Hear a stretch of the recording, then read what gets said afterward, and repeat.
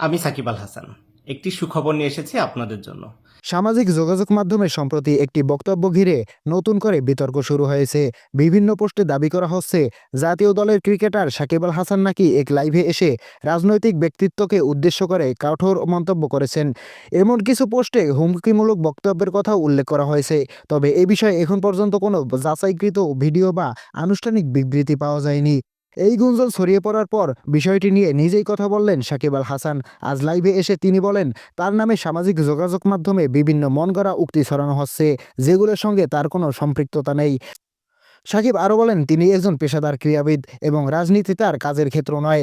দেশের মানুষের ভালোবাসা তিনি ক্রিকেট দিয়েই অর্জন করেছেন। তাই তার নাম ব্যবহার করে উত্তেজনা বা বিভ্রান্তি সৃষ্টি না করার জন্যও সবাইকে অনুরোধ জানান।